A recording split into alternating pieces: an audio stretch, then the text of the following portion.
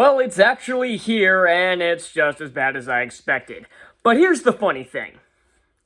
This is bad for in an entirely different way than I expected. I expected every single second of this show to get under my skin and just piss me off to my core. And honestly, I would have much preferred that. Because this is bad in the worst way. It's boring, it's dull, it's slow, and uninteresting as all hell. There's so much that's wrong with these, and again, it's not even the things I thought would get under my skin. Well, there are, of course, obvious things that are bad about this show that were even shown from the trailers that I talked about several times, but it's just the overall just does not work. And we'll be doing this show a little differently than usual, because we'll be doing this episode by episode, and that includes this video, which means I'm going to be basically splitting this video, not two different videos, but there'll be two cuts, which I don't usually do, so let's get into the first episode. The first episode of this show is one of the most boring episodes of television I've ever seen. Now, people, of course, have been sucking off to this show, the critics have, because there aren't any audience reviews, but the critics have, obviously, because it kind of follows the book beat for beat. But again, it just follows it based on the story beats. The biggest problem with this show, actually, there's something I want to talk about first, and that is Gabe Ugliano. Gabe Ugliano, in the novels and in the film, is just a slimy piece of shit.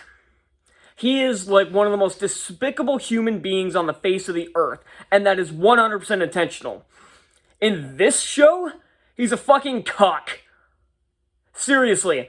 Percy shows up and he's kind of an asshole, but honestly, it almost looks like he's kind of showing compassion for Percy getting expelled, and that's the entire antithesis of what he was in the novel and in the film. And then later, when Sally says her and Percy are going to Montauk, he acts like a fucking pussy. Like, she's able to, push him around, so I don't understand why. The entire point of one of the reasons why Percy's life is so bad is because his stepfather is an abusive piece of shit, but here, Sally just pushes him around, and he's just a cock. That pissed me off so much. But then, the biggest problem with this episode of television, and at the current time of this recording, I filmed the intro after this, but at the time of this recording, this episode, I haven't seen episode 2 yet, but there is so little energy in this show. Let's take, for example, the Mrs. Dodds battle. Now, both action sequences are terrible in this show, but I'll get back to that. There's so little energy here. In the novel, she takes him, somewhere else, and then it's a really high, intense moment. It doesn't last very long, but there's a lot of high energy. It's high energy and high intensity. Here, she slowly walks towards him. She turns into this monster, and Percy just stands there. And then she attacks him, pins him to the ground, and then, first off, for some reason, the pen was vibrating in his hand. I don't really understand what that's supposed to do. And it just appears and stabs her, and she turns to dust.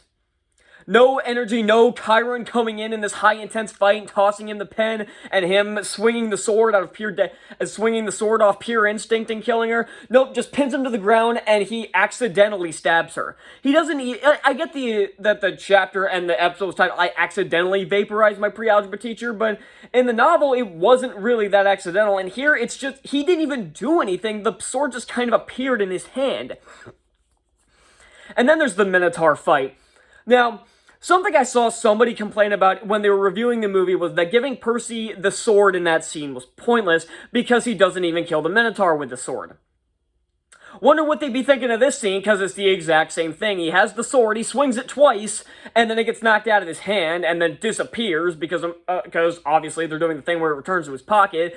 It's implied in the movies that it does, because in the second movie, when they're captured by Luke, the pen is in his pocket, which kind of implies that they took it and he has it back.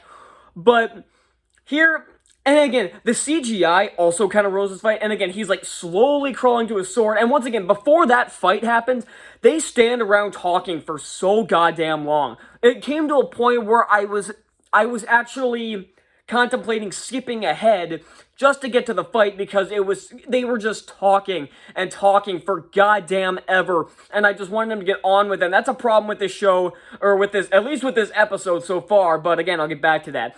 He jumps on the back of the Minotaur, and the CGI ruins this scene so much, because it looks like the troll scene from Harry Potter and the Sorcerer's Stone. That's how bad these effects are. And even in the book, there's so much more, again, there's so much more intensity, more energy here. He rips the horn off, but then he gets, like, chucked across and has to dodge the Minotaur before stabbing him. Here, he slowly rips it off and then just stabs it. Fucking lame. And then there's the editing. Now, I guess the shot editing, like how they're cut together, isn't exactly horrible. It's just perfectly adequate, but there are so many times when the show cuts to black for no reason. Like, one of the worst examples, they say they're leaving for Montauk, Sally tells him to pack a bag, it cuts to black, and he's having some dream sequence standing out on a beach, and that's also where the show begins, with him giving the monologue from the Lightning Thief, and also, they give him the monologue, and then he keeps going. Why? There's a lot of unnecessary exposition in this too, but I'll get back to that.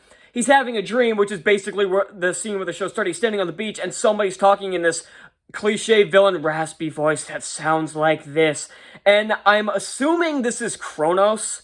I don't know what else this would be. A side note, Riordan and everybody involved jerked themselves off about how close this was to the book. The Fates don't show up at all. That was supposed to be a pivotal moment at the beginning of the show, or in the book, and it's never even shown up here. But, again, I'm assuming in that dream sequence it's supposed to be Kronos. I don't know why we're doing Kronos dream sequences already, but whatever. But for some reason, it cuts to black before that, instead of naturally transitioning. And then after he kills the Minotaur, it cuts to black again before cutting to him waking up and seeing Chiron. And side note, yeah, I'm not really going to talk about the race swap casting with this one, because it's just, because at this point, it's Grover, and honestly, considering he was black in the movie, I got used to it. But Chiron was distracting. Like, the actor was fine, don't get me wrong, his acting was fine, but, although I will get into the acting a little bit later with everybody here, but I just had so much, again, I mentioned this so many times with the trailers, it's like, I had a hard time remembering that was supposed, the only thing that reminded me that this was supposed to be Mr. Brunner was that he was in a wheelchair. That's it. What else do I got on my notes here? The acting. Everybody in this seems totally directionless. I've seen, well, one of these actors in something else. I saw Walker Scobell in both The Adam Project and Secret Headquarters. And he was great in The Adam Project, not so much Secret Headquarters, but really nobody was good in that movie. So again, I can blame that on the director. And same thing here, because everybody's bad. And the kids, I can give a pass still, but they look directionless. And the adult, Sally especially, for some reason, just has no, seems to like she has no idea what she's doing or what she's saying. And again, I pin this on the director, and the dialogue is awful. There's so much exposition. That's mostly what Sally's doing, is her just blankly explaining exposition to Percy, even when they're being chased by a fucking giant bull, and it's like 20 feet away from them, she's still just standing there explaining exposition. But again, I can't blame the actors when their dialogue and their direction is just non-existent. Honestly, I think the best actor in this was the guy playing Gabe, and again, they ruined that character so badly. So yeah, this was obviously a really bad episode of television, and again, I was hoping this would be, like, entertainingly funny bad. It's not. It's so boring and dull and so slow that I just got so damn bored with this. Is episode 2 gonna be better? Probably not, but let's see. Well, I guess points on a technicality for being slightly better than boring pile of trash. Don't get me wrong, this wasn't a good episode of television, but at least it was a little bit more interesting, and it wasn't as just absolutely boring and uninteresting as the first one. Now, much like the first episode, there's something I want to talk about first, and it's not the main point of the episode. The end of the episode when they send Percy on his quest. Because let's discuss Chiron's plan here, and let me put this bluntly, this was also from the book, so it's bad in the book too. Chiron's plan here, the bolt is to be returned to Zeus in 7 days, right? You still with me? So his plan is to send a 12-year-old who has virtually no experience in the world of gods and demigods, found out about this stuff about 2 days ago, to embark on a quest to the underworld to retrieve the Master Bolt that he's not even 100% positive is there. And if it's not there, they're all fucked. Does somebody want to explain this plan to me?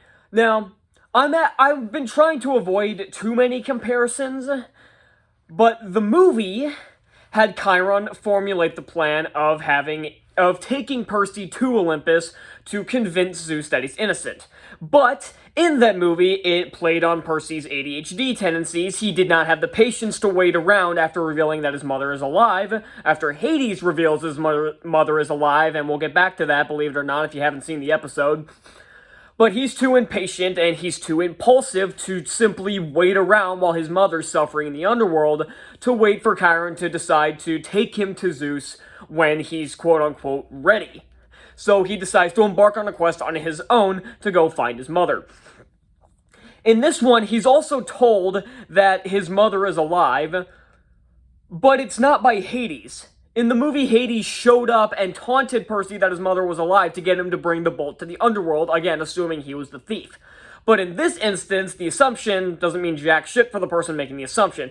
Chiron makes this assumption, and if he's wrong, they all die. Everybody on Earth dies if he is wrong about this. So this is such a stupid fucking plan. But here, they give away the fact that Sally's alive. That's supposed to be a twist at the end, where Hades tells him when he's in the underworld, oh no, I've had your mother the entire time. I sent the Minotaur to abduct her, not to kill her. But that's given away at the beginning of this episode. Like 5 minutes in, they give that twist away. And for no reason. Actually, the reason was because Percy refuses the quest, which honestly isn't that bad of an idea of him refusing to go at first. Because, again, he's pissed off at his dad, he wants nothing to do with this. But again, it's the fate of the world at stake, and Dionysus straight up tells him that to his face, and he still says no. Even though he does say, good luck finding 3 other people to take the quest, because I'm not your guy. But again, it's more because he's angry, not because he's not prepared, so I find that kind of shallow. And that's only there so Grover can come in and tell you, oh no, your mother's still alive, Hades has her, to convince him to go on the quest to the underworld. And the rest of this episode wasn't very good. Honestly, Dionysus is an odd case, because this is similar to Gabe. He's supposed to be a huge, not human pile of trash, but he's supposed to be a huge dick. He's not. I mean, he plays a prank on Percy when he first meets him, pretending he's his father to convince him to go grab a bottle of wine for him out in the woods, I think. But that's an innocent prank, and Percy isn't even that mad about it when Chiron tells him that he was fucking with him. So, why? And then for the rest of the episode, Dionysus is he's not exactly the greatest person, but he's not an asshole, and of course they make the Peter Johnson joke, but it just seemed forced. And then, and again, he just seems like an overall just decent person. I mean, again, not the best person on the planet, but there's nothing really wrong with him. And that, again, much like Gabe, that just seems like such a spit in the face to the book, which makes it even worse because the fucking author wrote these episodes. Oh my god. So, something else that was weird, who I'm pretty sure is Juniper, showed up.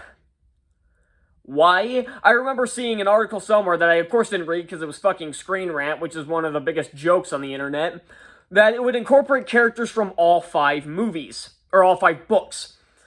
And apparently Juniper was one of the first ones on that list because she showed up like a third the way through this episode. And speaking of the other characters, Luke shows up, and that is not Luke. Why does the dude have jet black hair? Yeah, I didn't talk about this in the first episode, because honestly, I've talked about this enough, but why the fuck is Percy blonde? And again, Annabeth's black, Grover's Indian, Chiron's black, everybody's race swapped in this. And honestly, all you had to do was switch Luke and Percy's hair, and you're good. Give Luke the blonde hair, give him the black hair, and you're fine on those characters. The other ones were still poorly casted, but at least you got those ones right. Because again, Walker Scobell would make a great Percy if 1, he was given better dialogue, 2, he was given direction other than just go and see what happens, because he seems directionless just like every other actor here, and 3, if he looked the part. And because again, when I heard this kid was casted, I thought, you know what, maybe there'll be something to this, and then the rest of the casting came out, and I'm like, nope, you're fucked. Because if you'd given him the black, I assumed they were gonna dye his hair or give him a wig or something. Fuck's sake, even Levin Rambin wore a wig in Sea of Monsters to play Clarice, because she's blonde in real life, if you didn't know that. And Annabeth is barely in this episode, and so is Grover, might I add, which is fine.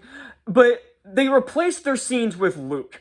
Luke explains all the Half-Blood stuff to him instead of Annabeth. And Luke tells him the story of Talia, even though he pronounces it Thalia here. I don't know if that was a mistake by the actor or if the director has no idea what the fuck he's doing. But he tells Percy the story of Talia instead of Grover. Because for some reason in the show, they decided to make Percy pissed off at Grover because he got him expelled. Because they made the excuse in that episode, I didn't mention this, but he intentionally said what would get Percy expelled, which was kind of telling the truth, but not really. And it's to lead him on the path to getting to Camp Half-Blood. Which is stupid, considering he accomplished the same goal in the book by not doing that, and in the movie by not doing that as well. But that's neither here nor there. So he's barely in this episode. Not to mention the Council of Cloven are mentioned here because he talks to them, and I don't think they even were a thing until Battle of the Labyrinth. That's, I guess, more. You don't see the Council of Cloven, but they're mentioned. And then something else I have to note that I mentioned that was in a set photo. Annabeth's armor looks fucking ridiculous. She's the only one that has this like bulky ass armor, and it looks terrible. I remember she first showed up, I'm like, what? Or not when she first showed up, when she first showed up in the armor, I'm like, what the? Why does she look different? And it's because of the armor.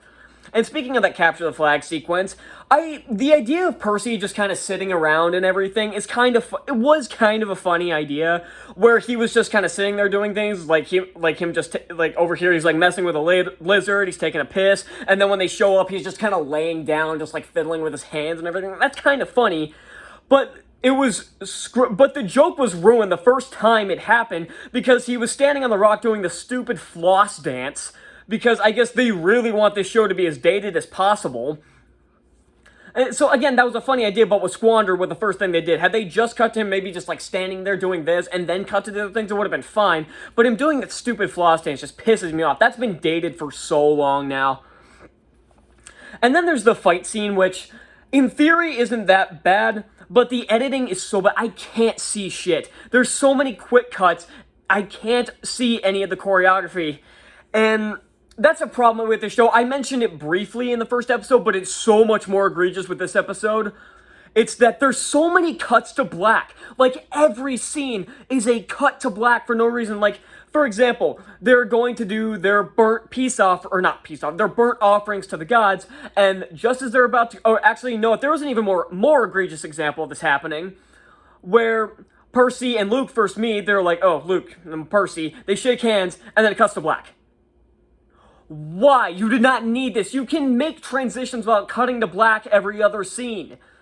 Although, I will say, I mentioned the burnt offerings to the gods. There was one scene that was added for the show. Ironically, the only scene that was added was the one I actually liked. Now, the bathroom scene was just kind of pointless, and by the way, Clarice looks nothing like her book counterpart, but I will say she seems like the only actress who's enjoying herself. I know the actors and actresses probably had a great time on set, but they look bored as hell, and they sound bored as hell. And not to mention, when they're doing the archery scene, they're just some random wheelchair kid, for diversity purposes, I guess.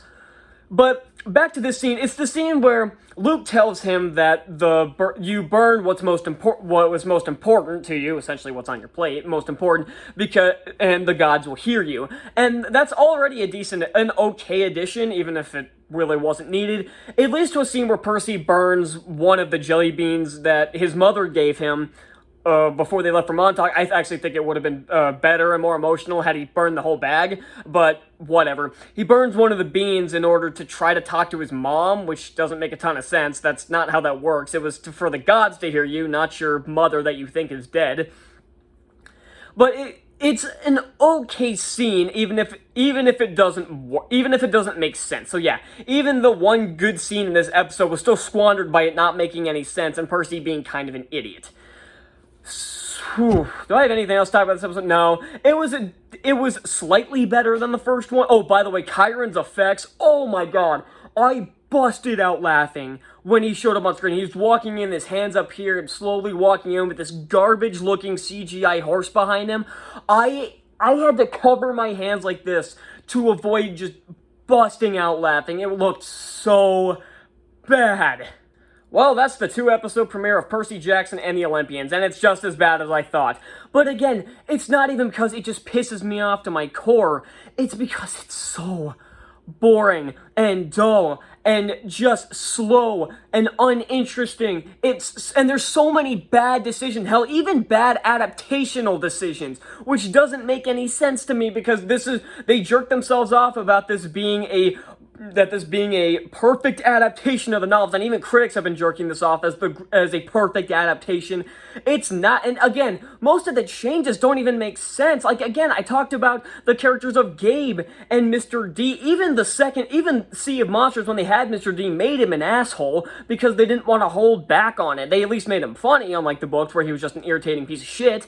But they were still able to make him an asshat. But again, and then Gabe making him a cuck, which I hated. Adding Juniper when she added nothing to the plot. You could have cut her out of that scene and missed nothing. You could have just had him go to the council and that's it. You didn't need her. And again, nobody looks like their book counterparts. Not a single damn one except for maybe Dionysus. That's it. This show is so awful already, and we're only a fourth of the way through it.